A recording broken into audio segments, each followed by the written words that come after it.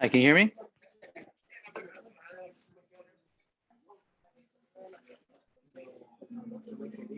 Can you hear me online?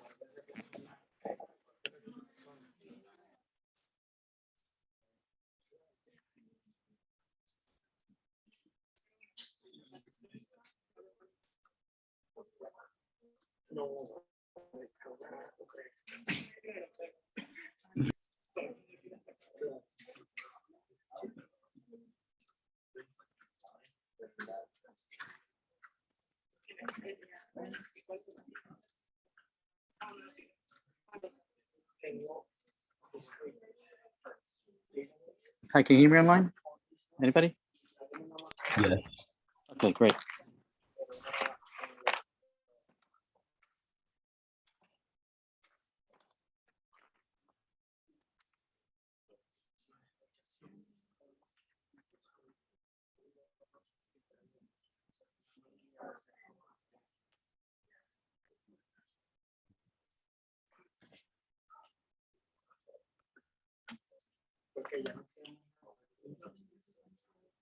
Why is that showing?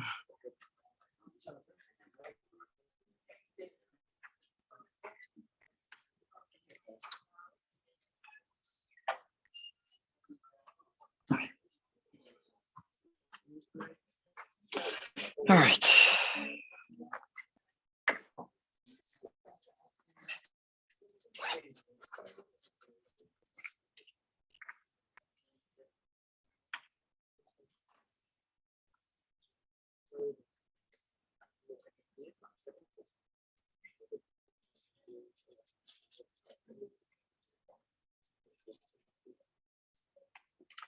All right, welcome. Let's see. Let's take a look at the syllabus.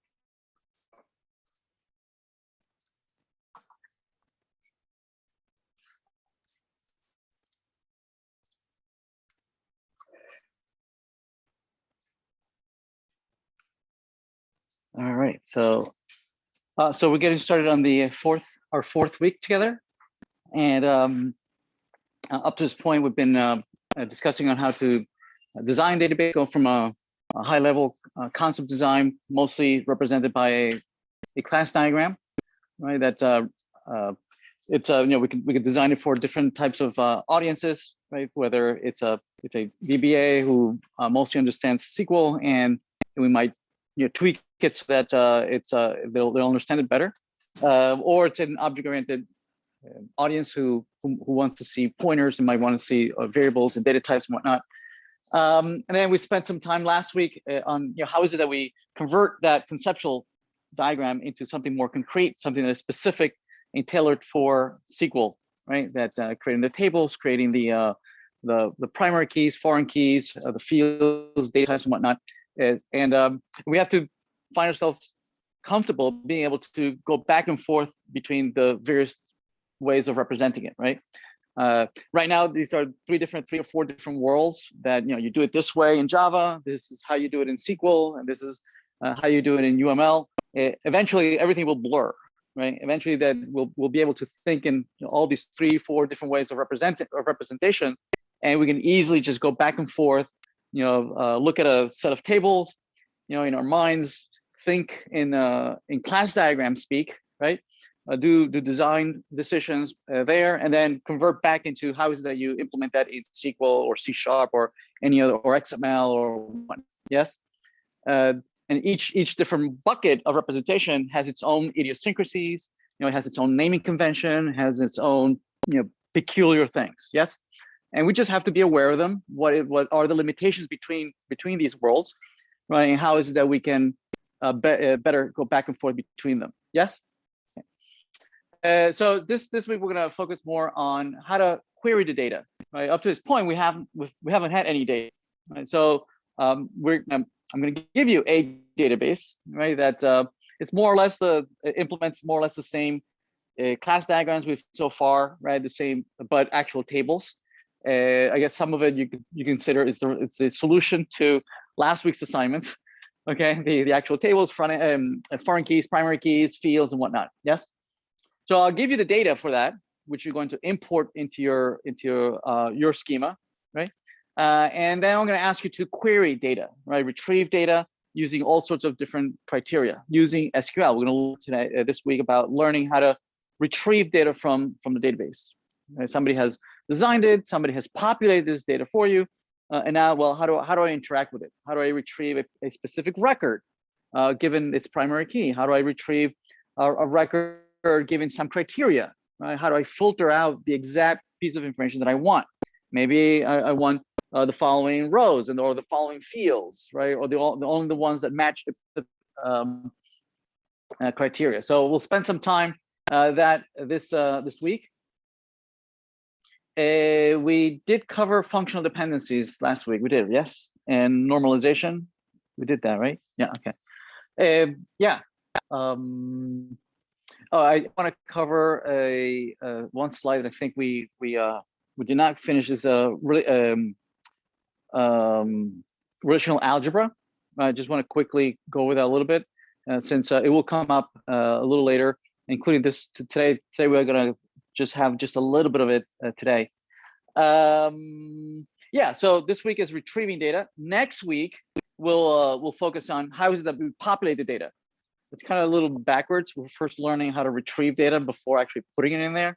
But select statements are just so much neat. I mean, there's no point of looking at insert if you can't retrieve and see the data that you're retrieving. So we're first learning about selecting. It's also the most of what you're going to be doing in a database. Retrieving data, mostly reading from the data, and then next week we'll do some updating and deleting, inserting, and things like that. And how is that? And how does that how does it affect the performance of databases and whatnot? Okay. There will be a quiz later this week on Friday, DB4, and like all quizzes, they're always going to be based on whatever we discussed the prior week, right? So last week Q1 it was about designing, so this week's will be about creating databases, right? Create statements, primary keys, foreign keys, things like that. Okay. So yeah, that's Friday. Any questions? Professor, could you share your screen?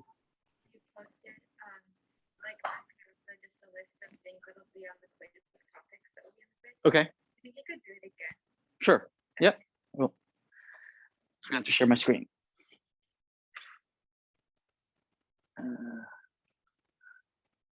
Oh, did I not start here? Oh, I didn't start here.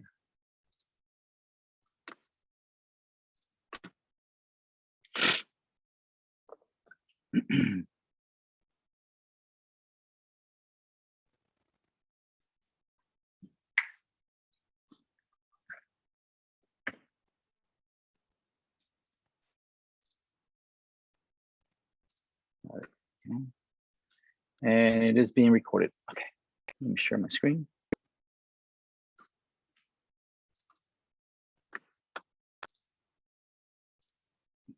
All right, can you see my screen?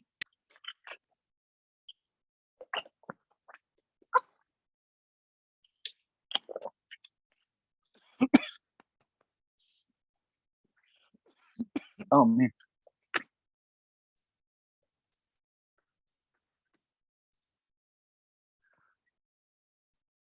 Chat. Okay.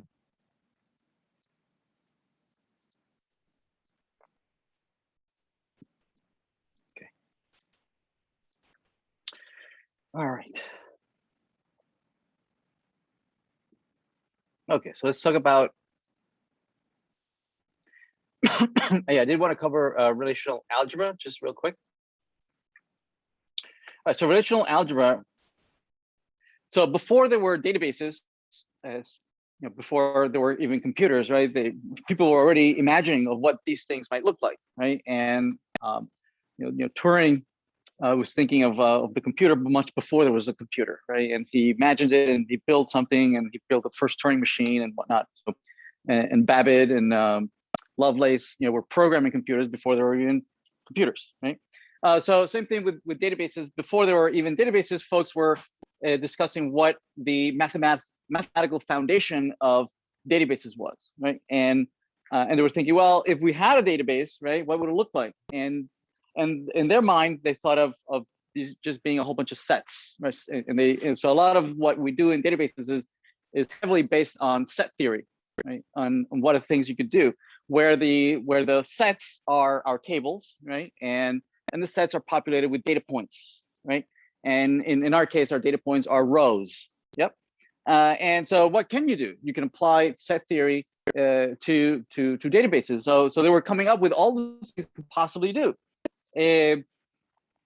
Well, if you have this cloud of data points, right, that are grouped into sets, yes.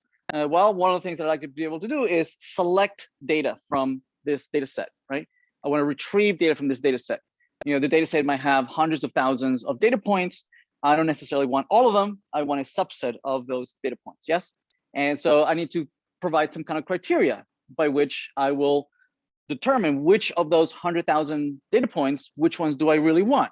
So there'll be some kind of predicate, right? Some function that will evaluate whether a data point is in my data in my select or not, right?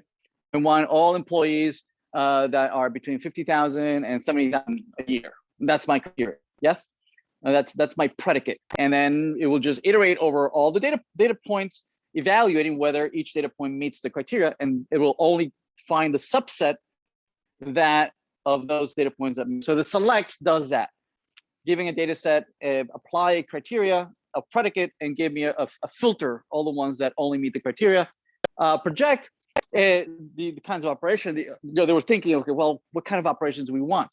And once you filter out all the subset of the data points, usually a data point will have all sorts of properties or attributes, right? You'll have, if it's an automobile, it'll have, the color and the VIN number, right? How many doors does it have, and cylinders and whatnot. Yes, those are properties of each data point. Yes. Well, you might not want all the data points, all the attributes. You might want to filter which attributes you want.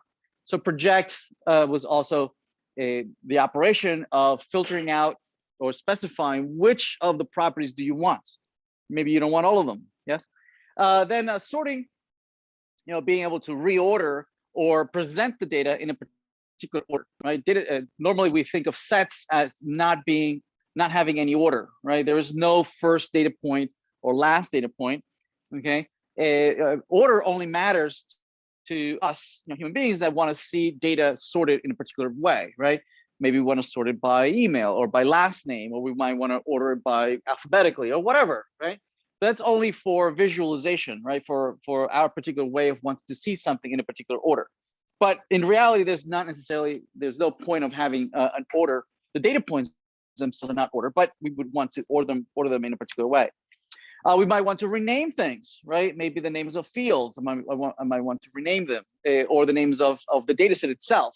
Give them an alias, perhaps. Extend will allow us to capability of creating attributes or properties that would be calculated on the fly, right? So, for instance, last week we talked about when we talked about functional dependency. And we talked about normalization. We saw that some fields should not live together, right? That we should split them up into separate tables, right? And one of the reasons was that if you found two fields that were dependent on each other, that was a bad thing, right? For instance, one of the examples that we came up with was that you had the first name and last name, right? And then you had a full name field, yes? And we said, well, no, that full name field should not live there because it depends on the other two, right? And introduces the risk of inconsistency. What if I mistype something in the full name, which is not the expected value, which is a concatenation of the other two? Yes. A better solution might be that full name is an extended field. It's a field that is calculated on the fly. Okay, which the result of the value there will always be the concatenation of two other fields. And you don't store the data; you calculate it on the fly. Make sense? So extended fields allow you to do that kind of thing. GroupBy, which we haven't discussed, is another common operation that you might want to have within a table or within a data set that you select a subset, right? Out of the 100,000 data points, you identify 10,000 data points that of interest. Yes. But even then, after you have identified these, the subset of the data sets, you might want to put them in different buckets or categorize them, right? And you might say, well, these are the 10,000 employees that I found, and maybe I want to categorize them by region, right? And it says, well, the ones that are in the Northeast go in that bucket over there, right? And the ones that go in the Northwest go in that bucket over there, right? Or by state, right? And so these 10,000, you might want to create different categories, yes? And so these 10,000 might become now in 50 different buckets, one per state. You might have a couple thousand in one bucket, you might have another couple thousand in another bucket, yes? And then you can ask questions about that particular state. What's the average income in that state, or what is the maximum or the minimum or the sum, so I can know what the budget is, yes? Okay, per state. So GroupBy allows you to do those kinds of things. Create these buckets, right? And then apply some kind of a aggregation operation, right, on those data points that are in that particular bucket. Make sense? So all these operations were about that were being applied at a particular data set, right? The data set of employees, right? Or the data set of departments, or data sets of projects, each one being its own data set or its own table, right? These are all one table operations. There are also multi-table operations or multi-data set operations where you have two sets and you might want to combine them, yes? One of the most common operations that you might do is the cross product, right? Do a product operation of two data sets, right? And that operation, if you have, in one data set you have A, B, C, and in another data set you have 1, 2, 3. The cross product would be, A1, A2, A3, B1, B2, B3, and C1, C2, C3, right? All possible combinations of all of them. Your question? Kind of like a matrix. Yes. Yep. Yeah. Well, you consider all different permutations of the yep. And so now so if you have 3 and 3, you would end up with something like 9 different combinations. Yes. Now some of these combinations might make sense. Some of the combinations might not make sense, right? So for instance, you might have 45,000 students in one data set, right? And you have 20 colleges on the other, right? And you do the cross product. I mean, that's a huge number of combinations, right? Now, some of those combinations make sense because this student is indeed in this college, yes. But some of them might not make sense, right? Because this student is not in that particular college. So some combinations make sense, some don't, right? That's where the join comes in. The join comes in and says, okay, well, I don't want all of them. I don't want all the combinations that the product gives you. I want a subset of those combinations. Only the ones where a data point in one of the sets is indeed related to another data point in the other set, right? So the join adds a predicate to the product. It says, well, I want the cross product, but that meets this criteria where this student is indeed in that college. So it filters out all the possibilities. Make sense? Right. So, and basically what join allows you to do, the name join means that, hey, I'm basically what I'm doing is that I'm grabbing information that lives in one data set and I'm joining it together with some data that is in another data set, right? To make a single result. Right? That's where the name join comes in. There's semi-join, there's all sorts of different types of left join, right join. We'll take a look at them in a bit. There's union, outer join, and we'll see some of them as we go. So these folks, these mathematicians that were thinking about databases even before there were databases, they're saying, well, how do I represent this mathematically and formally? So they thought of it as being functions, right? Where you have the function select that takes a couple of arguments, right? One of them being the data set, right? I am operating this, I'm applying this function on this data set, right? And then I have a couple of arguments, right? And the arguments, one of the arguments would be the predicate, right? So here's the data set and here's the predicate, right? And so what I'm doing is that I'm selecting those students, right, that meet this particular criteria. Yes, makes sense? So this would give me all the students that are graduating in 2004. So they started coming up with all these mathematical expressions and how is it that represent this formally. So they come up with, for instance, this using sigma, sigma, and then the subscript, right, where you type in the you provide the predicate, right, applied to the student, right? So this is a mathematical equivalent, right, of this function equivalent. Make sense? Right? It's just a notation.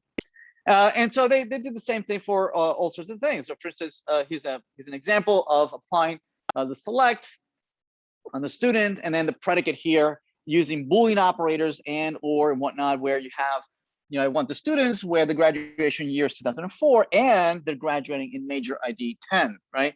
And the equivalent mathematically or formally is that you have grad year 2004, right? And the and operator and then major ID 10, right? Applied to the student. Make sense? Okay. And then obviously you can go further and provide all sorts of additional Boolean expressions and ors and combine them to make very complex queries. Yes. Can I explain the difference between product join and union, please? Yeah, we'll look at union in a minute, but union is basically you have a data set, right? And you take another data set and then you combine them together and you get one big data set, right? Which only makes, go ahead. I was just kind of confused how that was different from join. So union is that I'm not looking whether they're related at all, right? Where join are saying, take this data set, look at that data set, look at the ones that are related, right? And only give me that subset, right? Whereas union doesn't care whether they're related or not related. You just give me data points ABC and data points 1, 2, 3, and I'll just merge them into ABC 1, 2, 3. Okay. Now the unions sometimes make sense and sometimes don't make sense. So for instance, if things are characters and things are numbers, maybe they should not be in the same data set, right? So typically they would have the same attribute name, the same data type, right? That they're both characters or they're both integers, all have the same number of fields, right? And they all have the same data type. So union only makes sense when you can guarantee those kind of things, right? And yeah, we'll see a couple examples of unions. Yeah, so there they are. Also notice that in our expression, notice the assignment operator here, right? Where we have a left side and a right hand side, where we are assigning whatever the left hand side is, right, being assigned to a variable Q2 in this case, okay? And then so Q2 presumably is another data set, right? It is the subset of all students that have graduated in 2004 and majored in major ID 10. Make sense? So student was a set, and Q2 is a subset of students. Make sense? Right? It has the same attributes, the same properties, right? And all the data in Q2 is contained within student. Yes, it's a subset. You can also have nested queries where where you could have a nested select statement, right, that is filtering out data and say, well, first let me get a subset of all the students who have graduated in 2004, and that subset is going to be the input of an outer select statement. See that? So it's a big data set which I am filtering out, and this is going to be the input of another select statement, which is going to filter even further down. Make sense? Let's make it smaller and smaller, which is basically the equivalent, right, of putting it all in one single big query. Okay. So first I could have said, right, grad year 2004 and, right, major ID 10 or major ID 20. So we could have made it into one big long Boolean expression, right? But sometimes it's easier to understand it like this, where the output is one is being used as the input of another, right? Because like this, you could graph it, as if it were something that was flowing. The data is flowing and is being filtered as it goes through each step, as opposed to being one big Boolean expression, right? Sometimes it's easy to visualize, right, as the data flow. Notice also here that we're using a notation here where we are assigning the output of one into a variable, and then that variable we're using it as an input to the next query. See that, right? So sometimes it's useful to visualize it graphically, where you have the entire data set student, right, which is being filtered by this predicate, right, and the output of this is then again being used as a filter for the second predicate, right? and whatever the result that is. And this is then is being assigned to Q3. Okay, over here. So projecting is the case where you have a data set, however you retrieved it, right? Whether it was a one big select or maybe nested ones or whatever, right? However you have the data set, and you want to filter you don't want all the fields, you only want a subset of those fields, right? The student name, graduation year. So this basically drops a whole bunch of columns and only keeps a subset of the other columns. Okay. Formally, right, you represent it as this function, or also using the symbol pi, right, and the fields that you want, and then the data set, yes, that you're applying to, or nested queries, right, where you start off with the student, right, you filter out by a predicate, selecting those subset of the data points, and then you're saying, well, I only want really the students. I don't care about the major ID, I don't care about the student ID or the graduation year, right? I just want the student name, right? Or graphically, you could represent it this way, starting with student, sigma, and then pi, right? And it's much more condensed. Okay. Yes. Yes. Yeah. The notation. There's only like 3 of them. It's like pi, sigma, and product, and or join. Those are the ones that I'm going to ask on the quizzes and things like that. Pi, sigma, and product, I believe. Now, some of these queries are meaningless, meaning that if you use the output of one as an input of the other, the output of the first one could be empty, right? Or it might filter something that is useless to the outer queries. Right? For instance, if you just like in here, right? Notice that in student, you take the whole student, you only filter out the ones that are for a particular major ID, is 10, right? But all the fields are there, yes? And then this one says, well, out of all those fields, I just want to keep this one. What if you invert this? What if you invert this? You first do the projection, and then you do the select, right? That would mean that if I first do the projection, I'm dropping all the fields and I'm only leaving the student name, right? Then I wouldn't have the major ID to be able to filter over it, because you just drop the fields, right? I don't have the field to do this predicate. You see that? Right, so we have to be careful in the order in which we apply these things, right? Where a prior query might leave me with nothing for me to operate in the remaining, right? So here's an example where, yeah, we're first doing the projection and we're leaving just the student name, and then I don't have the major ID anymore to run this query, right? So this would end up with just an empty set, right? There are no records, right, that meet that criteria because I don't even have the field.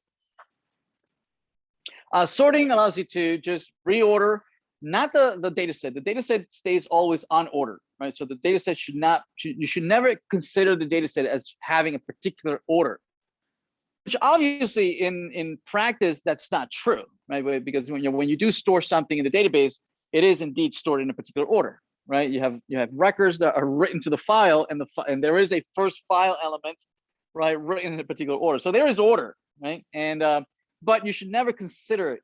The database should always be free to reorder it and do some file operations, and you should not count on it, right? That the data is stored in any particular order. Make sense?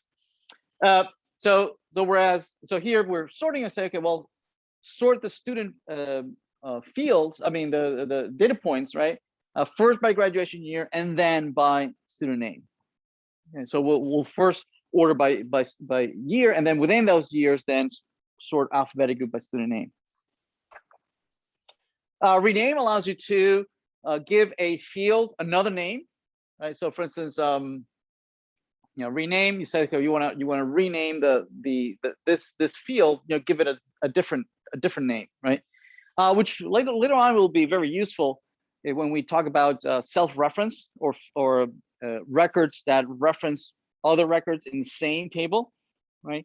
To do that, you need to use joins, right? And joins, you have to provide the 2 fields that you want to make them the same, right?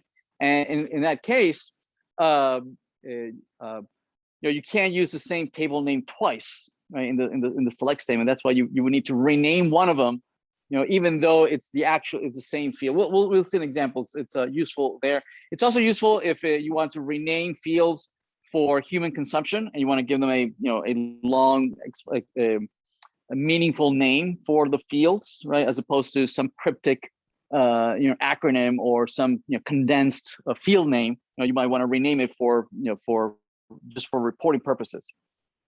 Extend allows you to create a brand new field, right? And give it the name, and then give it some function that allows you to calculate that new field on the fly, right? Based on any fields that might already be part of the data set. And so here we're taking the graduation year, we're subtracting the foundation of the college, right? And then that gives us, well, you're the first graduating class or the second graduating class. How far are you from the foundation of the college, right? All right, so let's take a look at GroupBy. So GroupBy allows you to take a table, provide the fields that you want to group by, right? And then functions that you want to aggregate with, right? So what this will do is that it'll take the whatever input you give it, right? And it will look at the fields to see which one are the same. So for instance, if you have a whole bunch of employees and one of the fields is state, yes? Well, you could use as a field the field state. And what it'll do, it'll create 50 buckets, right, of however many states you might have, yes, right? And then it'll say, okay, well, these 1,000 employees are in that bucket, right? These 2,000 employees are in this other bucket. It will create all these buckets based on the fields that you want to group by, yes? Once you have the buckets, you can tell it, well, what should I do with each one of the buckets? Okay, and you might say, well, calculate the average salary, right, or the maximum salary, or the minimum, or whatever, right? And so each one of those buckets will be collapsed, right, into a single value, right? So you might have 1,000 records in the first bucket, 2,000 records in the second bucket, and so on and so forth. Yes, but then the aggregation is just going to go run through all the elements, in all the data points that ended up in a particular in each one of the buckets, and will apply that aggregation to all the elements per bucket. Right? So they'll do the average of the 1,000 employees in bucket Massachusetts, and then apply the average on the bucket of employees in Texas, and so on and so forth. They'll go run through all the combinations. Make sense? So that's the intent of the GroupBy. Very, very powerful. So this one, for instance, is it's taking the students, right, and they're grouping them by major, right? So if we have 10 colleges, then it'll create 10 buckets. It'll put it, if there's a million students, it'll put 100,000 students and 10,000 one of them, another 10,000, and so on and so forth, right? Creating these many students per college, right? And then say, okay, well, now I have these 10 buckets, one per college, and what can I do? Well, I can calculate all sorts of aggregations for you. I can calculate the minimum graduation year for all the students in there. I can also calculate the maximum graduation year. I can calculate the average GPA. I can all sorts of things, right? I can take each one of the fields in the students that ended up in that bucket and calculate all sorts of aggregations. Make sense? Okay. Now the students, it doesn't have to be the students, right? It could be some query, right? That you might have done before, right? So let's look at an example. So here's our database with 9 records, and notice that Joe, Amy, Max, whatnot, right? In no particular order, and we have those major IDs on the right hand side. Some folks are in major ID 10. We have 3 in major ID 10. We have 1, 2, 3, 4 in 20, and we have 2 in 30. Right? So this would end up in. So what it does, the GroupBy, it just iterates over this list and identifies the ones that are the same. If we're grouping by major ID, it says, okay, well, I got a 10. Well, I'll create a bucket for number 10, right? Found a 20, I'll create another bucket for 20. I found out 10. Ooh, I already have a bucket of those. I'll put the same student in that bucket of 10. Yes. So we'll just iterate, first creating these 3 buckets, 1 for 10, 3 in 10, 4 in 20, and 2 in 30, bucket number 30. Yes. Once it has these buckets, it will go on and apply the aggregations, right? So you end up with grouping that, right? So we have these 3 in 10, 4 in 20, and 2 in 30. And then, is there a question? Module 3, algebra, what did you find? Okay. So the next part of the group by is that we want to do min and max, right? Apply to each one of the buckets, right? So when you apply the minimum on the first bucket, you find that it's 2004. Right? So it iterates over all of them. You're collapsing it into a single value, minimum 2004, maximum 2005. The minimum is 2001 in this bucket, and 2003 is the minimum in this other bucket. Make sense? Right? And it spits out all these values: min, max, average, whatever you want. So this would be the result, right? The 3 buckets, right? The minimum for each one of them, and the maximum also there, right? You get, so 10,000 students, or how many ever there were, just group by or aggregate it all into these 3 values.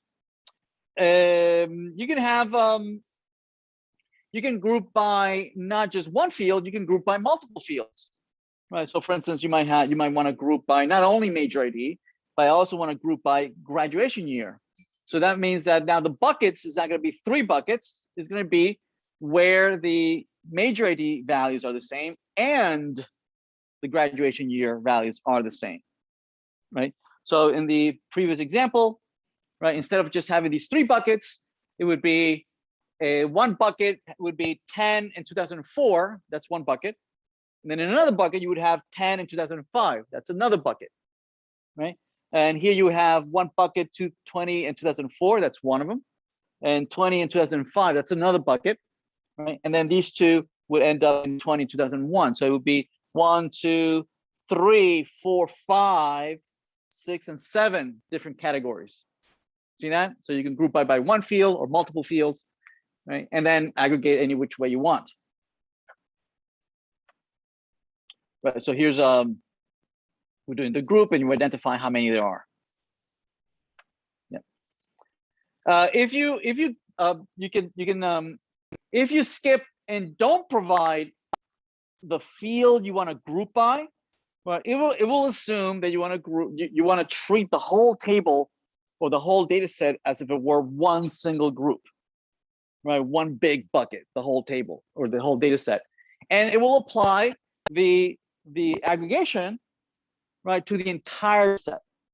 Right? So this is the 2001 is the minimum graduation year across all the students, right? Which is often useful.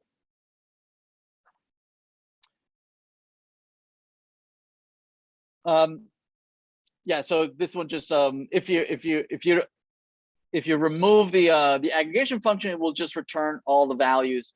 Make sure that they're all distinct though, right?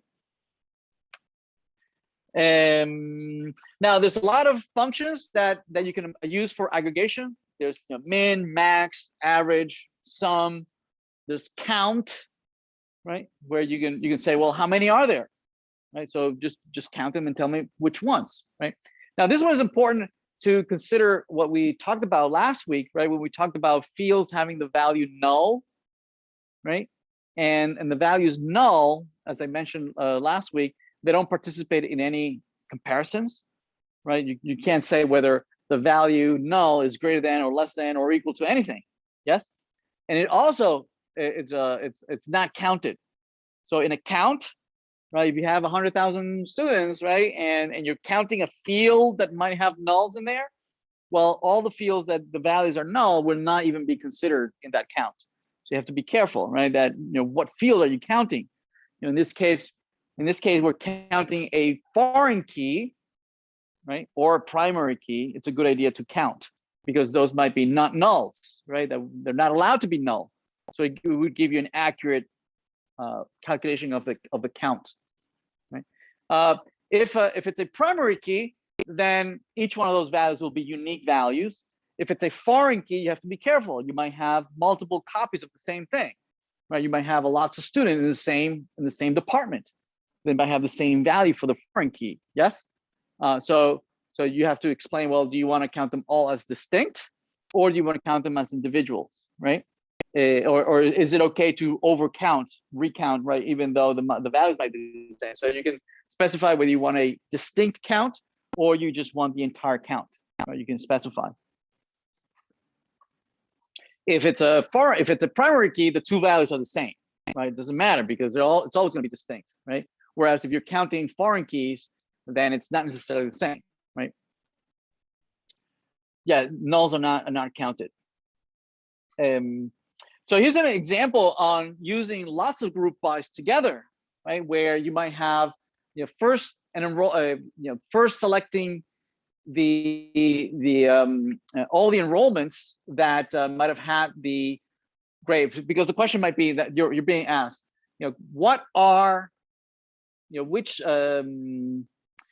what were the most A's in any given section? Okay. So the question might be, well, first I need to identify which students received an A, right? And that information is in my enrollments table, right? My enrollments table might be, I might ask the enrollment table, okay, well, give me all the enrollments where students got an A, right? So that, out of 50,000 students, I might end up with maybe 5,000 students, whatever, right? And once I have that, it's like, well, now I can group by the section, right? I can now create buckets, different buckets of the section, so that I can have, well, these are the students in section 1 that got an A, right? These are the students in section 2 that got an A, right? Create buckets per section, right? And in each section, I want to count how many are in that particular section, right? So I might come back saying that, okay, well, in the these are the students in the enrollment, right? These are the student IDs, and then I can see that some students are in section 13 and other students are in section 53, right? So when I group by, I end up with two groups, right? I end up the group where it's section 13 and group of section 53, and I get one in section 13 and 2 in section 53, right? And then I can use this output, right? I can use this output as the input of the next group by, right? I might say, well, which one is max? I can apply a max on this, and we'll say, oh, well, the maximum is 2, right? And come back over here. So there it is. Notice that here we're not using any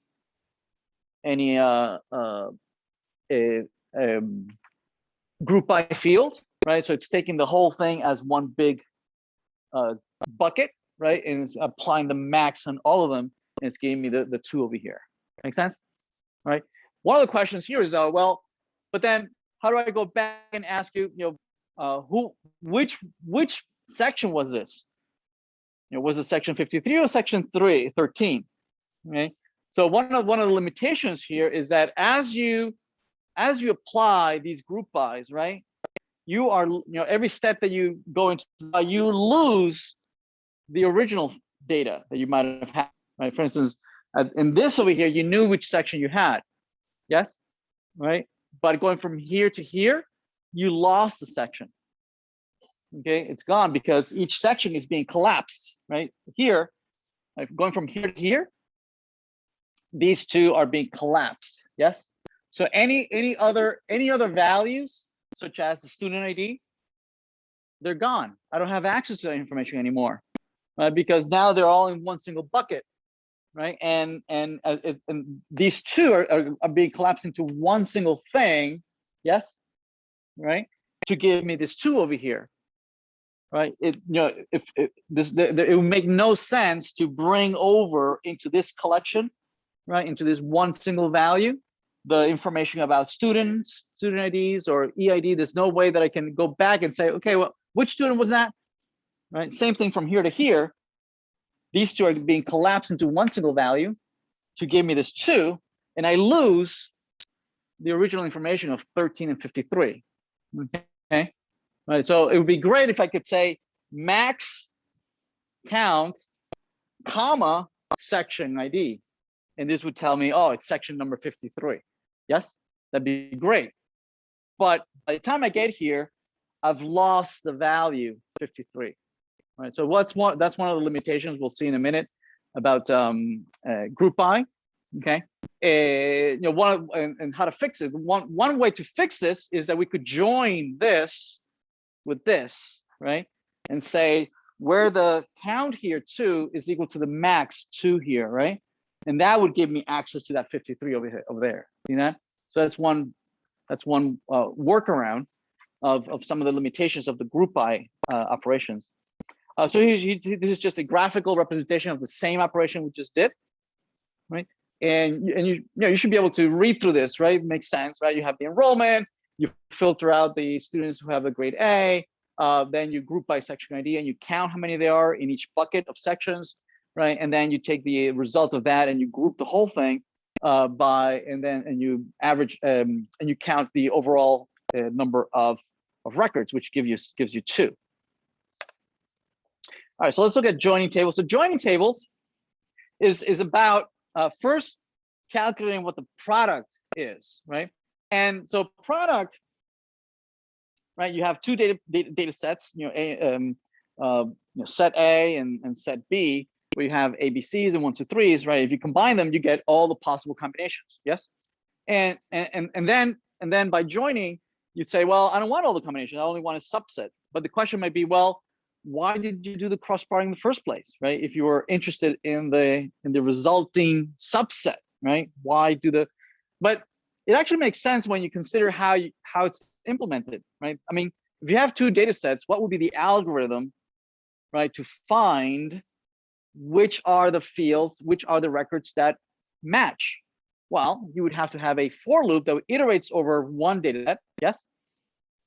And for each data point in the first data set, you would have an inner for loop that iterates on the other data set, yes? Right, so you have, okay, let me look at element A or student 1, right? And for student 1, I'm going to iterate over the college to see if the student's college matches the college over here, right? So I'm iterating 40,000 students on one side and I'm iterating 20 college on the other. So the first one, I would go through all the 20 colleges. Yeah, I found the college for this student. I'm going to the next student. I'm going to look for the 20. I'm going to go through the 20 colleges again, looking for which one matches to the student. You see that? So you end up, and you're going to have to go all the way through the 40,000 students. So basically, it's 2 nested loops. Yes, right? Which is basically the cross product. You're considering every single combination of students and colleges, right? On average, it's the same thing. It's the same performance as doing a cross product of all of them. Okay. Now, especially if the student could be in multiple colleges. Yes.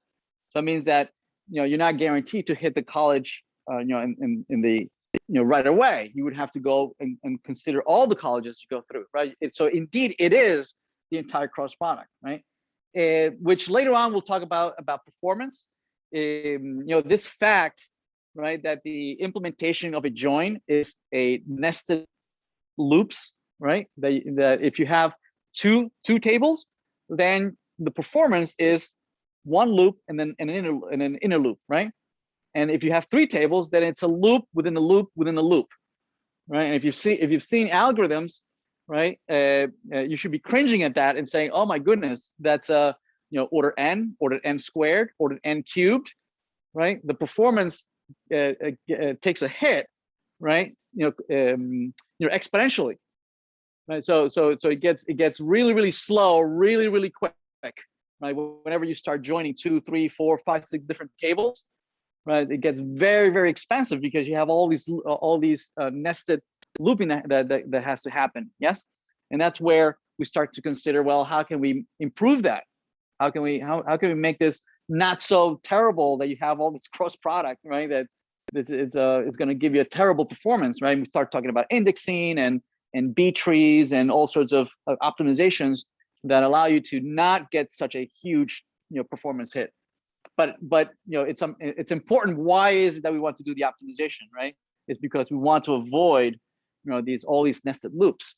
Anyway, so the product is basically combining all the data points in one set with all the data points in another set, and you get all the different combinations. That's the product. Yes. But we might not want all the combinations because some of these are not related to one another, right? So for instance, if you just consider the first 3 students, right, with those first 3 colleges over there, right, and you do the cross product, you end up with 9 combinations. Joe in computer science, Amy in computer science, Max in computer science, and then Joe again in math, and Amy in math, and Max in math, right? Now some of these make sense and some of them don't, right? So notice that the major ID for Joe is indeed 10, so he's in the right department. So the first one makes sense, but the second one, Amy with computer science, Amy is not in computer science, right? She's a math major, right? So this one makes no sense. This one either. This one doesn't make sense. This one does, right? So you would want to filter out the ones you don't want, right? The combinations that makes no sense, and that's where I filter out and say, well, no, only where the foreign key of the matches the primary key of the college, right? So you identify now the subset of the ones you really care about, and you throw away everything else, right? Those are all the for loops that as we're iterating that don't match the criteria, and we just skip and just keep iterating, right? So this operation of doing a product, and then having an outer select, right? This is really what we want, right? We don't just want the product, we want the combination of doing the product and then as a filter with a select. So this is such a common operation of doing a product and then a predicate, right? It's like this is such a common operation that it has its own name, right? It's the join, right? So a join is basically a product followed by a select, okay? But again, because it's so common, right, which is basically what we always do, that it has its own name, so its own symbol, right? It's not the cross product, right? It has its own little symbol, okay? So yeah, join table 1 with table 2 with the following predicate, right? Which is usually the predicate is this foreign key is equal to that primary key, okay? But it could be anything really. So yeah, so we're joining the student and department on. So usually the way you read this is that we're joining the student and department on major ID equal department ID. Make sense? Right. It's basically finding a subset like that. Here's an example. Grades that Joe received in his courses during 2004. Right. So yeah. So first we need to filter and find out any information about Joe. Right. So in Q25, we're filtering out the records for Joe, right, from the student. And then we're also filtering out, what are the sections for the year 2004. So this only gives me the sections of that particular year. So this one is joining the students, Joe, right, with the enrollments table. In the enrollments table, if you remember, you have the foreign key student ID of the enrollment that reference the primary key of the student. So the student is of the student here, which identifies Joe. So where Joe's ID is equal to the enrollment of Joe. So this is filtering out or joining information about the student, information about the enrollment, right? Only for Joe. So Q25, 6 has information about Joe, including his student name, graduation year, major ID, right? Plus the information about the enrollment table, right?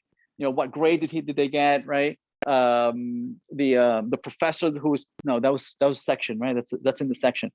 What else is in the enrollment table? Grade. It has 2 foreign keys, right? It has a student ID, it has a section ID in there, right? So now I have now in Q26 I have that information about the student, Joe, and Joe's enrollments. Okay, in Q26. And in Q27, I have information about all the sections offered that particular year. Okay, All right, once I have that, I can now join both of them, right? The information about Joe and his enrollments together with information about the section for 2004, right? Again, a cross product, all the possible combinations, but I don't want all of them. I only want the information about the enrollment section ID that match the section ID, which is of this one over here gives me all the sections of 2004 with the primary key section ID, which is this one. You know, filtered with the information about the enrollment of the section ID, the ones that match for 2004. So this gives me only those enrollments where Joe was enrolled in 2004.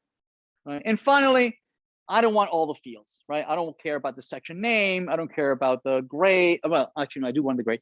I don't want the student name, right? I don't want the, what else? The major ID. I don't care about any of that. So I only project and just keep the grade, right? I only keep the grade because that was the question, right? I want the grades that Joe received in his courses during 2004, right?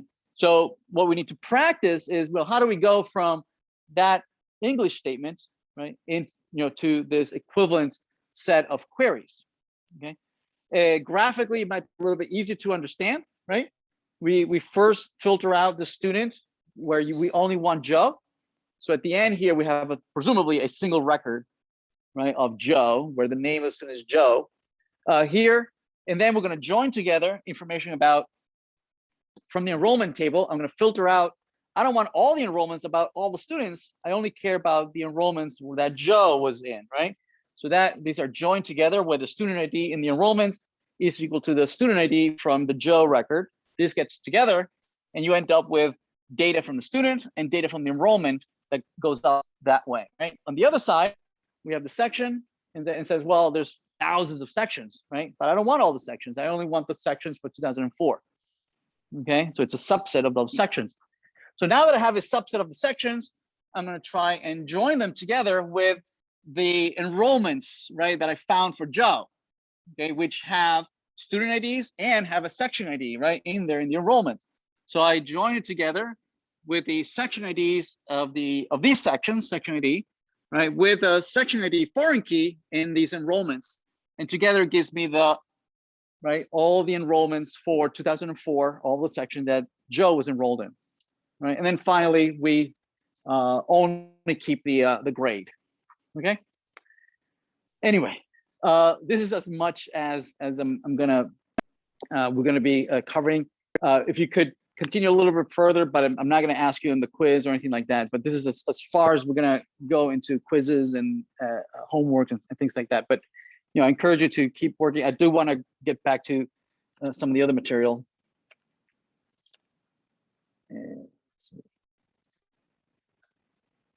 We did normalization, relational algebra, theory definition. Yeah, go back.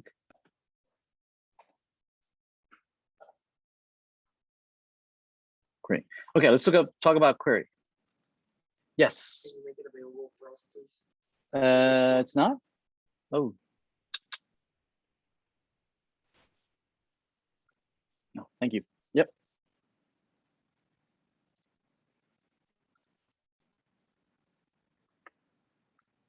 All right, let's talk about SQL queries. All right, so yeah, the relational algebra, right? All that was very theoretical, and folks were thinking about what the queries might look like before there were even databases, right? And we're trying to imagine what this might look like. So SQL is one of the earliest implementation that was a successful implementation of a lot of the ideas that were designed and folks were thinking up on when they were coming to relational algebra. Okay, now they instead of having all these functions and operating on each other and operating on tables, on two tables and whatnot, and joins, what they did is they try to follow a more English-like language, right? That presumably was easier to read, right? That they were trying to lower the bar of entry into this new technology back then, right? I'm saying, okay, well, let's try to make it and try to dumb it down as possible that folks can actually read it as if it were a sentence, Okay, but in reality, what's happening behind the scenes is that this is being compiled.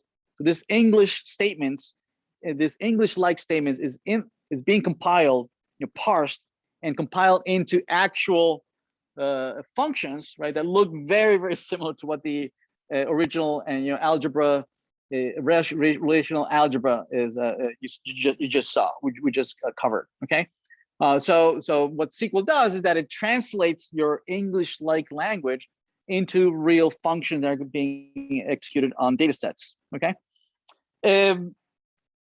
So let's so SQL stands for Structured Query Language, right? So it's an English-like language that allows you to interact with the database, and there's a big part of it is being able to retrieve, insert, update the data, right? And another part of it is being able to modify the actual structure of the data, right? We've been spending some time on the create statements and the alter statement. Yes, that's the data definition language, right? We're going to be spending some more time, most of our time, in the data query language, right? And that data query language is most of what we're going to look at, select statements, inserts, updates, deletes, right? So the data definition is the creates, the alters, the drop tables, right? They're defining what the data looks like, the structure of the data, right? Data definition language. Whereas now we're going to be spending a lot of the SQL on the query language. Okay. It implements a lot of the ideas of relational algebra, not all of them, right? There's the relational algebra has a lot of all the stuff that were never implemented. Very much like in object-oriented programming languages. If you go back to lambda calculus, when these folks were coming up with all these weird, real advanced ideas where nobody knew what object orientation even was, right? There were coming some really, really advanced ideas that were never actually made it into any language, right? A lot of it made it into most of our programming language, but a lot of it didn't. Okay, so same thing here, right? A lot of it was designed theoretically, but never actually was implemented, right? So SQL is a kind of like a subset of relational algebra. It's much more easier to read than all these functions, right? So here's an example of a query: select the fields from a table where predicates. Yes, so that's and this one sentence implements a lot of the relational algebra ideas, right? So the fields here is a projection, right? You don't want all the fields, you can list the fields that you want. That's a projection right there, right? The select statement and the where clause, that's a select, right? Even the tables, right? And so this together, this select statement is basically the combination of a projection and a select in relational algebra, right? Depending here, if the tables are multiple tables, then that's a product, right? If you list two tables, right, that's a product right there, okay? And if you don't specify any joins or you don't do any filtering, is a straight product, right? It's going to return to you all the combinations of all the records on one table combined with all the records on the other tables. So it could be a very, very expensive query, right? Depending on the size of your tables, right? So you got to be careful, right? That or alternatively, you can add joins in here and say, oh well, no, I only want the ones where that foreign key is equal to whatever that primary key, and you have a normal join. Okay. Alternatively, you can put, instead of putting the joins here, you can put them at the end, where you say, well, where a foreign key is equal to some primary key, and you get the same thing, right? The same idea, right? We do break up this. We do break up the portions, and we're going to talk about them independently. And we're first going to spend some time on the select clause here, right? It has its own rules, right? And you have the from clause here, right? And you have the where clause. Right? So we're going to be spending some time on each one of them. So let's look at first the select clause. The basic idea of select statements is that you have a whole bunch of tables with a whole bunch of rows, and you want to identify a subset of all this data universe, right? And just give you a particular subset of rows. These might be hundreds of thousands of millions of rows, right? And you just want to identify just 3 rows, right? Of all that data universe, right? And maybe you have some data in this table, some data in that other table, and some records on other table, and you want to merge them together into some columns from one table, some columns from another table, some other columns from another table, right? And you want to identify what it is that you want. So that's the essence of querying data. Yes. All right. So again, we're going to be using the same toy database that we've been using throughout the semester, where you have students, departments, courses, sections, and enrollment. So here's just an example of retrieving just data. Select students, student name, right, and from a particular student, and then the from clause tells you where are you retrieving the data from, right? So let's focus more on the select. We know that from the from clause you at least have to tell me what table you're getting it from. Yes, but we'll spend some more time on the from. Let's focus on the select a little bit. So notice that one thing here, what we're doing is that we're taking the name of the table and we're prefixing every field with the name of the table. See that, right? That's the rigorous way of doing it. Now, if you have just one table like this, it could be redundant, telling you, saying that this particular field is from that specific table. It's kind of redundant since there's only just one table. Yes. So you could potentially drop the name of the table, right? It's optional. When it's when the table that we are using is unambiguous, if you know that the only table you're talking about here is the student table, right? You can safely drop the prefix of the name of the table. So you would end up something with select student name, comma, graduation year without the prefix. Make sense? Right? When it's ambiguous, like if you have two tables and two tables might have the same name of the field, right? Then you have to explicitly put the prefix in front of it, right? When it's ambiguous. You can also, here's a rename, right? Remember I said that relational algebra had a rename operation, yes? And that operator allows you to rename things, allows you to rename names of tables, allows you to rename names of fields, right? So here's a rename. So here's a rename operation where I am creating an alias, right? S, right? So that I can refer to the name of the table, right? Maybe I'm lazy, I don't want to type the whole name of the table, so I can create an alias by putting space and then a letter, okay, or an acronym or something shorter, and then I can use that everywhere else instead of the actual name of the table. Make sense? Right? This is because I'm lazy, but later on it will be essential. Right? When we talk about self joints, right? There's no way of making a self joint without being able to rename a table, right? And we'll see that a little later. Again, here it's an overkill. I don't really need S, right? Because there's only one table, right? Yeah. So here we've completely dropped the prefix, right? Because we know it's just a student table, right? We can safely do that. So here's just an example of where you have two tables, right? You have department and you have employee, right? And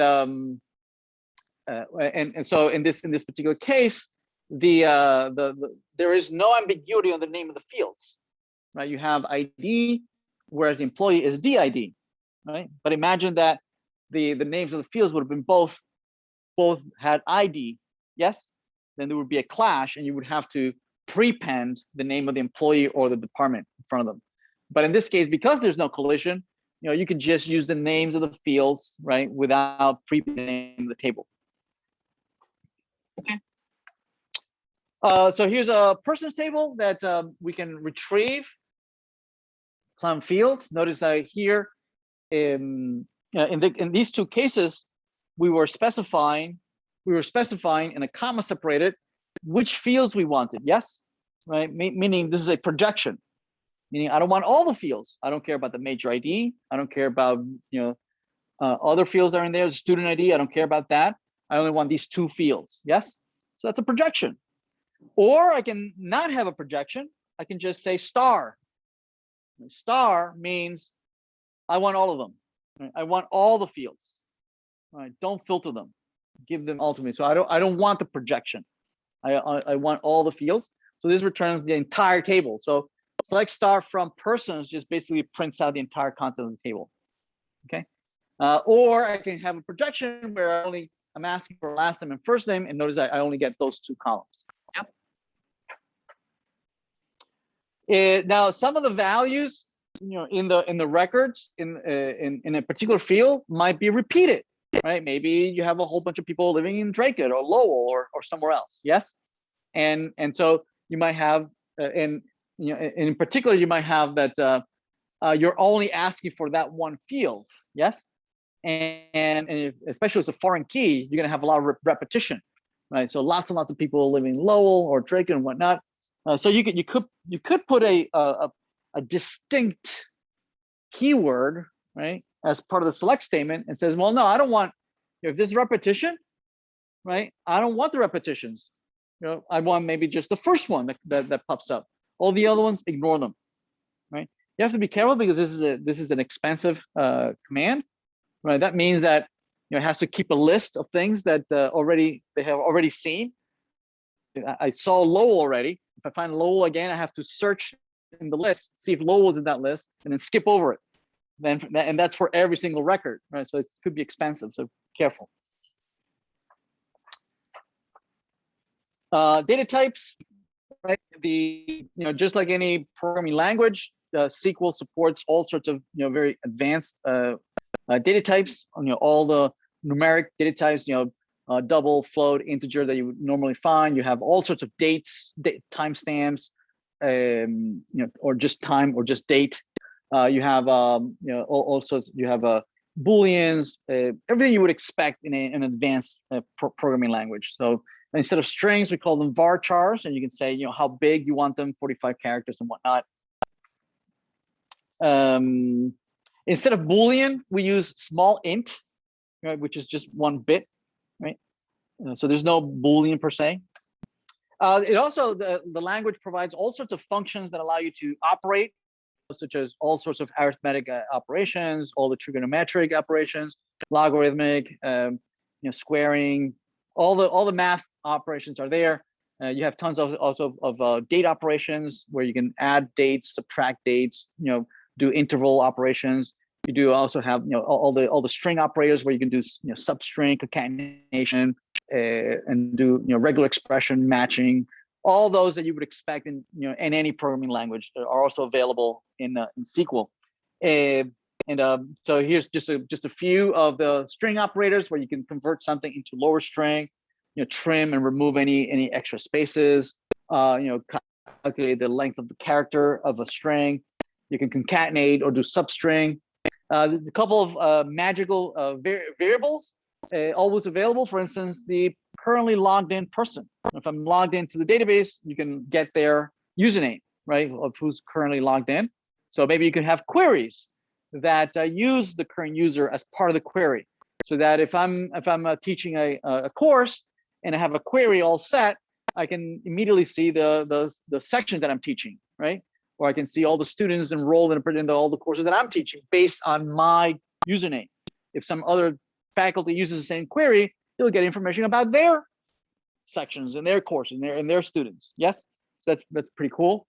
You have concatenation, so you can do pattern matching on strings. Just a word on the operator allows you to pattern match strings against regular expressions, where the regular expressions have these special characters, underscores and percentages, right? That allows you to either match a single character, right? Or match any number of characters after that.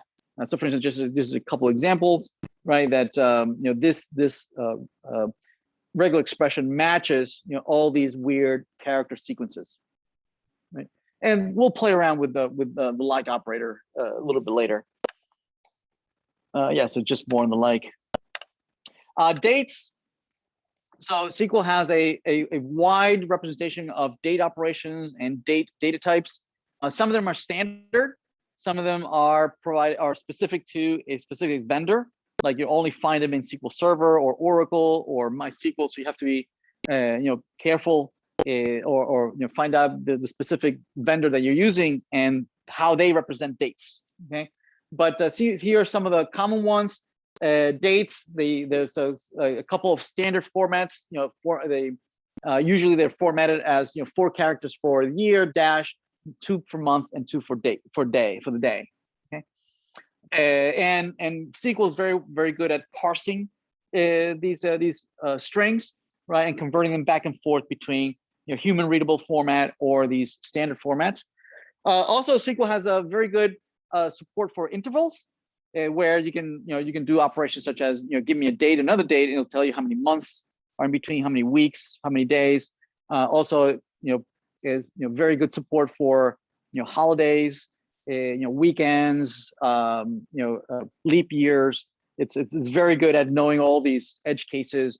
Also, depending on the locale, if you're in the United States or Europe or India or China, right? It knows about the locale, about particular holidays or particular things like that. So it's very good support on all these dates and date manipulation.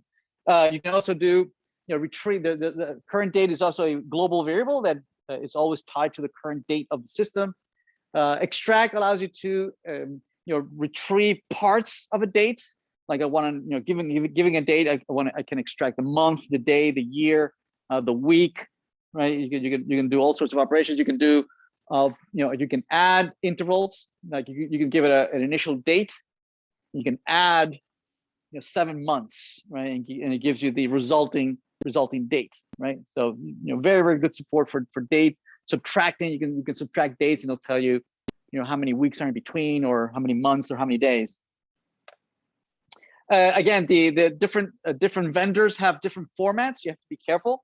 They all support the standard format of 4 for the year, 2 for the month, 2 for the day, but they add all sorts of other formats, right? And in particular, SQL Server is very good at supporting all sorts of tons of different formats, like military format and international format, UTC, and all the tons of other business related formats. They also different vendors provide all sorts of functions that allow you to do these operations of doing date arithmetic, retrieving date stamps or actual dates, or manipulating these dates, right? So these are just a few of my SQL date operations. These are others from SQL Server. These are just some examples on using using some of these functions. Like for instance, you can retrieve the date, right, and it would spit out this string.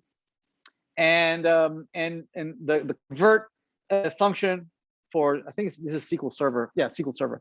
The convert function in SQL Server allows you to get the date, right, and then using a whole bunch of different formats, right, allows you to just render it in military format or European format, right, or using month, year, and date as opposed to year, month, day, right? So all sorts of different formatting. And obviously you would have to take a look at their documentation for date manipulation. All right, so let's get back to select. So here's an example of a select statement, and in particular, let's look at the one of the features that we saw in relational algebra for what do you call it, the extends. Remember the extends functionality allows you to on the fly, right, calculate new fields, right, that were not there based on other fields that are in the record, right? The example I gave you was the full name, right? Full name would be a field that would be presumably the concatenation of 2 other fields, the first name and the last name. You get the full name, and full name is a field that you would not want in the original table, right? But it might be a field of interest, right, that you could calculate on the fly. So here's an example of doing that. Right, so for instance, we're doing from the student, right? We're doing an alias s, right? So there's a rename right there, and I'm retrieving all the fields for the student. So I want all the fields for this in that particular record. Plus, I am doing an extend right here. I am calculating a value on the fly, right, which is subtracting 1863 from the graduation year of that student. So this will be, depending on how the student how long has them been around, this might be 0, 1, 2, 3, 4 as the the graduating class. Yes.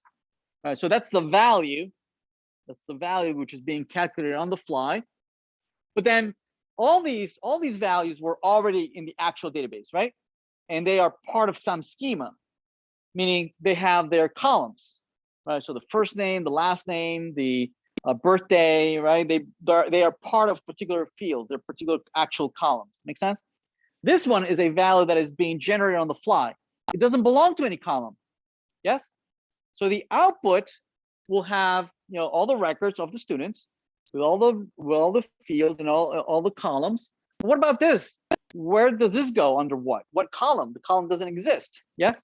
Well, I can create the column on the fly. Right. This is a brand new column that I'm generating on the fly. Right. I'm calling it graduating class using the keyword as. Right. And under that new field, under that new column, right, I'm putting all these values, right, which is a subtraction of between this and that. Make sense? Yes. It does not. Yeah, it doesn't touch the original table. It just generates the new data on that result right there, right? And it's lost after that. Right? Whatever you want to do with it, this could be if you could put this in a parentheses, right, and make that the input of some other query that you could do, or you can name it using a view, which we'll see a little later, right? Now you can now that you gave it a name, you could use it as a table, as if it were a table. It's not a real table. It's a virtual table, right? That you can use in other queries, right? That now it has all this on the fly data. Okay. But yeah, it doesn't touch the original table. Okay. Just like generating the full name, you wouldn't want that to end up in the original table, right? So we made a decision not to include it in there, right? Here's another virtual field on the fly. I'm creating another column called college, right? And under there, I'm putting a hard-coded value of always BC, right? Boston College or whatever, okay? So I'm creating a new list of students, right, for Boston College for the graduation year, right? And all the with the original values from the original student table with two new columns. Okay. So yeah, so here's a sample. It looks like a table, right? The output comes out of the table, but it just spits it out in the console, right, or in the results set down below under our workbench, right? But you couldn't do anything with it unless, right, you would put it like in a virtual table or a view or sign it to somebody that I can use maybe as another table. Yes, we'll do that a little later. So here's an example of doing the query again, right? We're trying to create we're trying to calculate some new IDs for some graduating students, right? And we like to calculate also in what decade did they graduate, right? So if they graduated in 2003, it would be the decade of the 2000s, right? If they graduated in 2013, then they graduated in the decades of 2010s. Yes, right? We like to calculate that. So here's the original data from the students table. We have the student IDs, the names, the graduation year, right? So let's see if what can we massage here, right? Yeah, so we're doing select, and so there it is. So I'm generating the output, the student ID. The original column would have come out as just SID as the name of the column, but I'm renaming the column, so it's going to come out as new SID. So the output column that's going to come out is new SID, right? I'm going to keep the name of the student, right? The column will still be called student name, and the graduating year, right? I'm going to rename the output in the result set is going to say graduating decade, right? So I'm only renaming it. I haven't touched the data yet, right? So the way to calculate, and this new SID, what I'm going to do is I'm going to take the original student ID, right? 1, 2, 3, 3, 4, 5. For some kind of string identifier, 019 dot dash whatever, and I'm going to prepend in front of it the character student space hash, right? Again, we're just showing examples of what you could do, right? So in this new column, it'll have the old SID concatenated in front of it, student hash in front of it, right?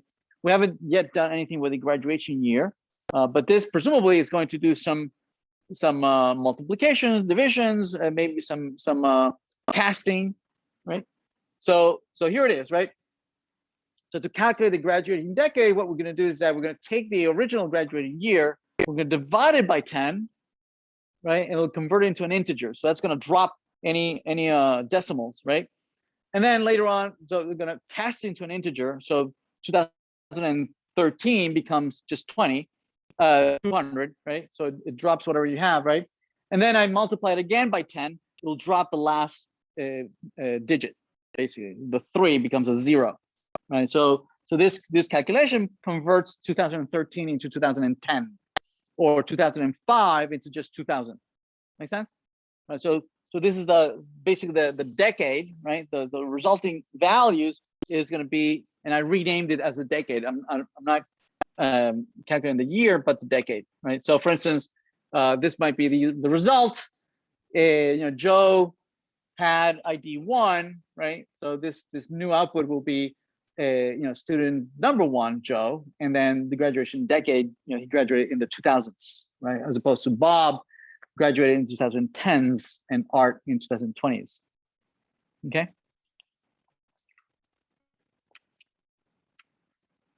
All right, case. So what the select statement does is basically a very sophisticated for loop, right? The select statement says, okay, well, take the table that I'm giving you from student, for instance, right? I'm going to give you a predicate in the where clause, yes, and I'm going to tell you what fields I want. Right? So that select statement basically says, iterate over all the data points, all the rows in the original table, apply the predicate to each one of them. The ones that meet the criteria, pluck them out, right, into a result set. Okay, and then the fields, I don't want all the fields. I want just these 3 fields. Yes. So instead of 20 fields, you'll just have 3 fields. Oh, and by the way, I want 2 more fields. Okay, of which one of them is the multiplication of the other 2, and the third one is the concatenation of the first 5. Right. So I can kind of generate a report. Right. So it's just like creating a spreadsheet, right?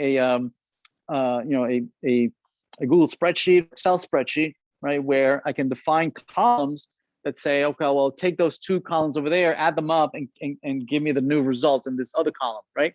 Okay. Now, in this case, the select statements, the output of the select statements is just going to spit it out into your result set, right? In the bottom window in Workbench, or if you're at the command line, it'll just spit it out to the console, right? That data is not going anywhere. It's not being restored or rewritten to the file or stored in some anywhere, right? It's just displaying it for your use right there and then, for your consumption, immediate consumption, right? And then it's gone. It's the way you ask questions to your database, right?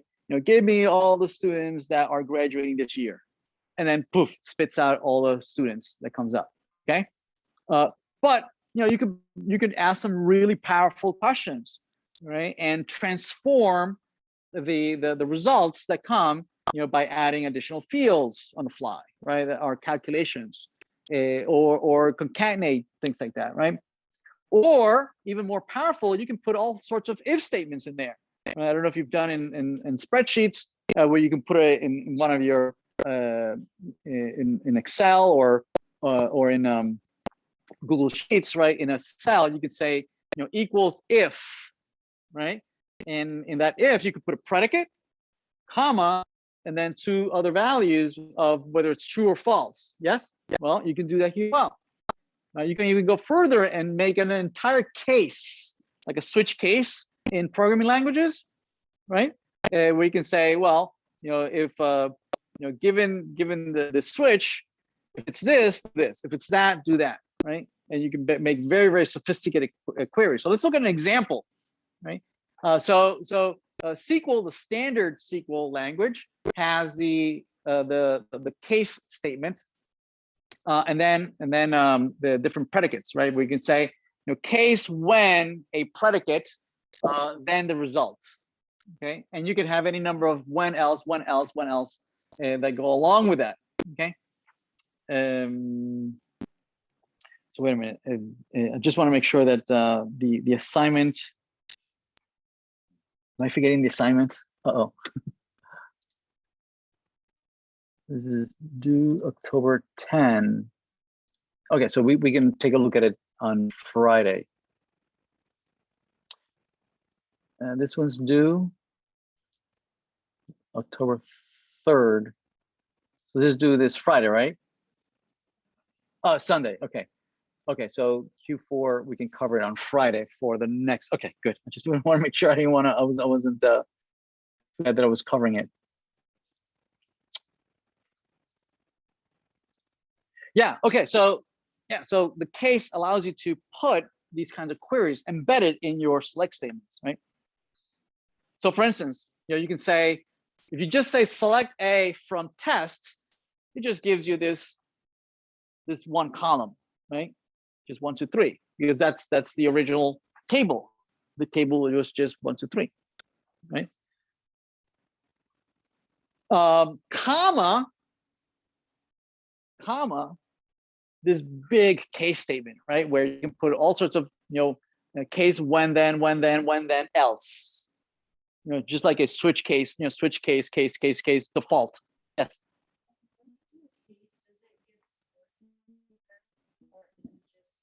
No, only for display purposes, right? Like you're asking something and it just answers, right? You can, as we'll see later on, right? You can say, well, I don't want to see it in the screen. I would like this to be actually an input to a bigger question, right? And you could say, well, okay, well, instead of spitting it out to the screen, I'm going to put it in parentheses, right? And then use that as an input to a bigger select statement. Right, so now that's the bigger question that will be spit out, which includes a smaller question with an inner select statement. Right, those are called inline select statements, or sometimes they're called inline views. Right, or if it's a query that you use often, I'm always asking. The registrar's office is always asking for this particular question, right? And it has all these joins, and it has all these cases, and all this, right? And all these group by, right? And it's big. This query selection is huge. Right? So instead of asking them to always copy paste this query and run it, right, and something that they use or maybe at the end of the week or something, right, we can actually name this query. You can give it a name, like we did before Q1, Q2, Q3, Q4, right? We can give it a name, and then say, final grades at the end of the quarter or something, right, or some report that I use often. And now I can treat it as if it were an actual table, right? But it's not really. We call it like a virtual table. Okay, the formal name is views. Views is something that behaves like a table, but it doesn't actually exist as a table. Okay, but it has all the good stuff about table, but not the bad stuff. Yeah, so here it is. I'm doing the select. I'm retrieving the field A. Plus, I'm creating on the fly. I'm creating a second field on the right-hand side, right? Whose value is going to be calculated as I iterate for every row, right? So for the first row, the A is 1, and the second column over here, value is going to be, if A is 1. Then the output is going to be, the string ONE, right? 1. Okay, so there's 1 over here. As it goes to the second row in the A table, in the test table, right? It's going to be the number of value will be of A will be 2. So in the output will be 2, right? So there's the output 2. Otherwise, right? If it's not 1, if it's not 2, it's just going to spit out other. And that's so this input, this test table, the test table has a field A, just iterating over, and the resulting select statement is this one over here.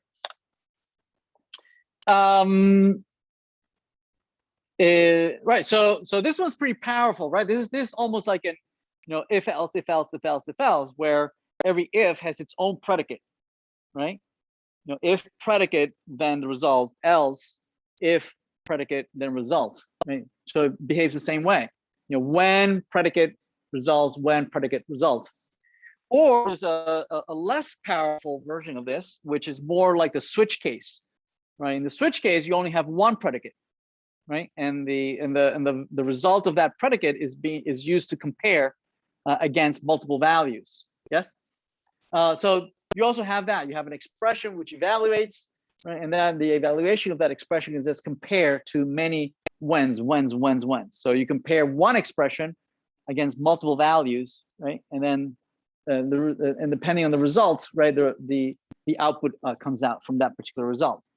So we can re-implement the previous example, right, by saying case A and then compare it against 1 or compare it against 2, right? And if it doesn't meet anybody, it just goes into these else. Okay. So yeah, so let's back up a little bit. So here's, for instance, we want to calculate the number of years since you've graduated, right? So for instance, from the student table, we're going to retrieve all the fields from the student table. So student ID, student name, graduation year, major ID. So all the fields plus an additional field that we're going to call alumni, right? Alumni, meaning have you graduated or have you not graduated, right? If you graduated, you're an alumni. If you haven't graduated, then you're not an alumni, right? So what we could do to calculate whether you're an alumni or not, we can take the current year, the current date, right? We can take the current date, extract the year, so that will give me 2021, right? So this whole thing evaluates to the 2021, and then we can subtract the year that they were supposed to graduate, right? So if you graduated in 2019, then you are an alumni, right? But if your graduation year is in the future, right, then this is a positive number, right? So you either get a negative or positive number or 0, right? And so this will, and we're going to store that in a column called alumni, right? So for instance, here, 2000. We have the year 2011 minus 2007, right? We get 4, right? Positive, meaning you're an alumni, right? If your graduation year is in the past.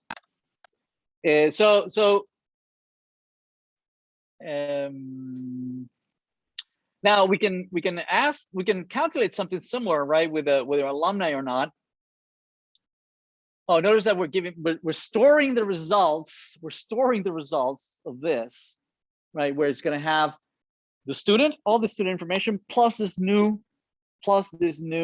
column, right? That tells me whether your alumni is negative, positive, or 0. Yes, right? And we're storing it. We don't know how to do that just yet, right? But imagine that all these records, it will have, the 9 students that we have, it'll have all the data from the students plus this new column. We're storing it in Q69 over here. Yes, right. We're storing it. We don't know how to do that just yet, but basically it's views. Right. We'll show you in a minute. But now I can use it as an input.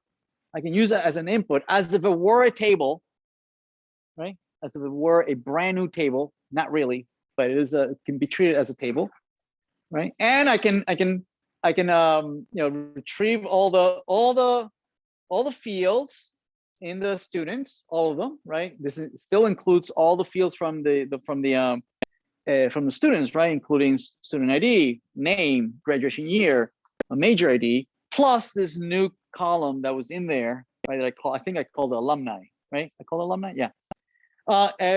Comma, now an additional column that is going to evaluate to if it's greater than 0, if the alumni years is greater than 0, then the output is going to be alumni.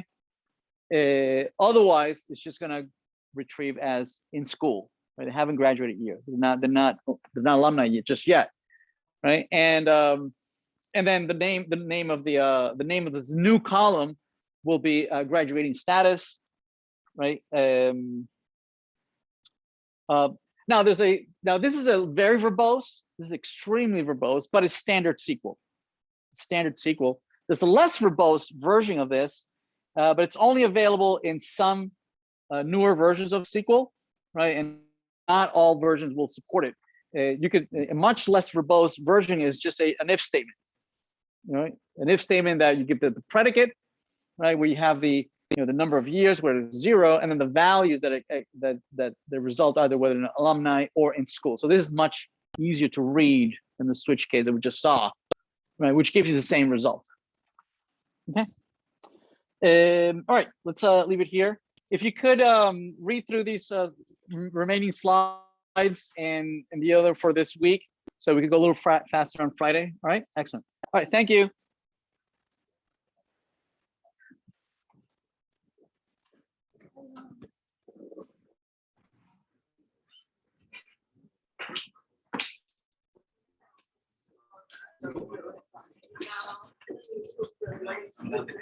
Bye.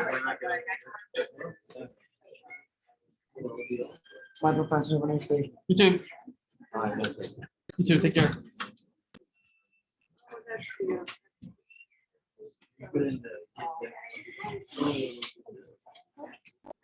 Bye.